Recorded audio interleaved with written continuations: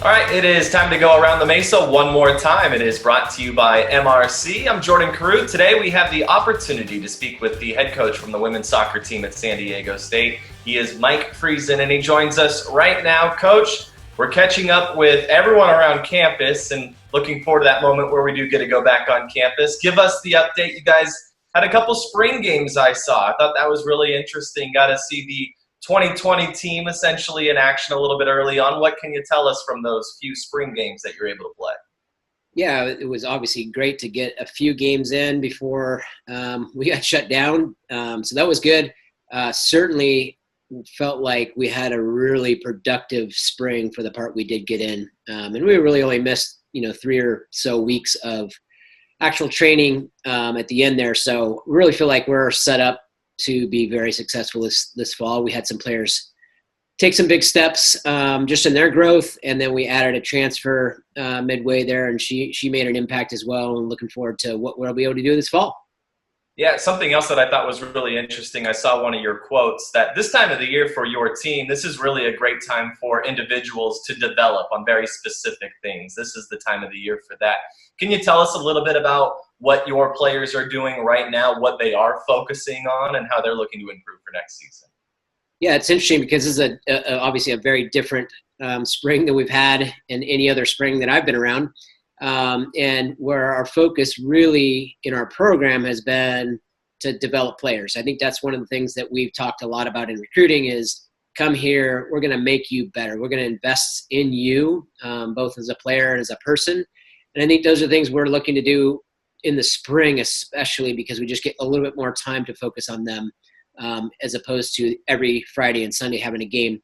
And so, what was interesting is we actually just shut them down. As soon as we were off campus, we decided to go more into a maintenance program instead of, being in our normal spring where we're trying to add a bunch of load to them.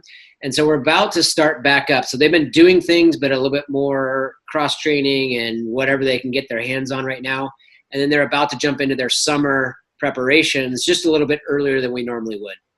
Okay, so it has changed, obviously, for everyone. That's the impact you guys are going through. You had a lot of change, I thought, last season, a year ago, whether it was injuries, whether it was playing time with specific players. Can you talk to us about how 2019 played out and how that will set you guys up for 2020, potentially to be even better? Yeah, we were not probably our best team in 2018, or we weren't our best team in 2018. And we knew we had a lot of growth to happen, and we were young.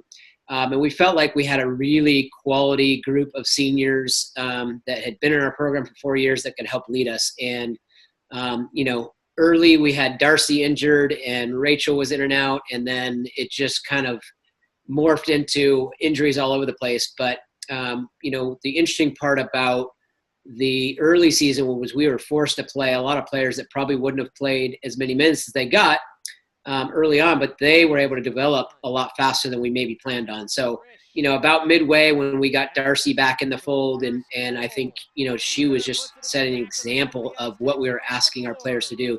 Even in limited minutes, it made a huge impact on some of the freshmen like Rochelle, who was able to start scoring goals, and just watching the movement that Darcy had and the commitment. So those things were really a cool thing to watch in terms of our development as a team and just the buy-in. So that's fun as a coach, obviously, when you start to see players have success and the team have success on things we've been working on for quite some time. They really kind of grabbed hold of it, and we're able to put it in play. And then obviously going through that season to win a conference championship in the regular season and make it to the Mountain West final again in the tournament was spectacular. Obviously, we would love to win that, but I think it was a really quality year. That's something we're looking forward to setting us up for success this coming year. Yeah, and you kind of mentioned it a little bit there, Coach. A few of the freshmen that stepped up with those opportunities. You saw a few freshmen putting it in the back of the net several times. Can you talk about a few of the players that will be back in 2020 that really jumped out onto the scene last year? Yeah, and obviously I mentioned Rochelle, who was a freshman and came in late in our recruiting even, and I think she made a huge impact on the team and obviously scored some pretty key goals. We had some of our more veteran players step up and get better. I thought Taylor Moorhead made a big improvement this year. Jordan Gurman had a really good fall. She had a fantastic spring. We're really looking forward to what she can do this fall.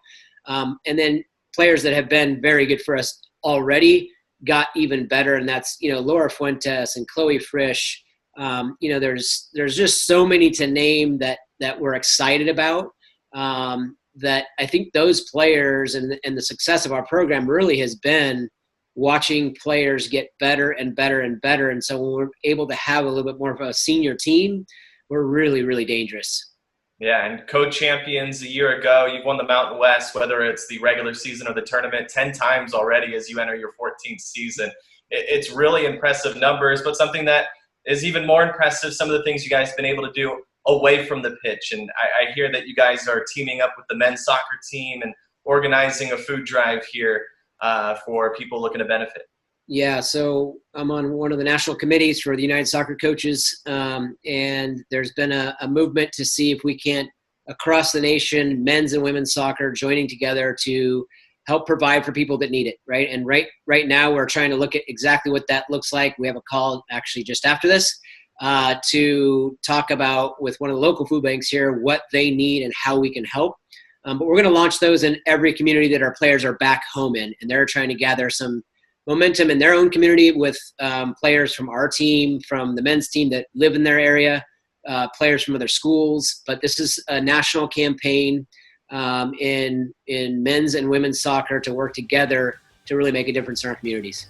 Yeah, it's a wonderful thing. More than just San Diego there, going to everyone's hometowns. It's great. Coach, thank you so much for spending time with us today. It was great to catch up with you. My pleasure. Good to see you.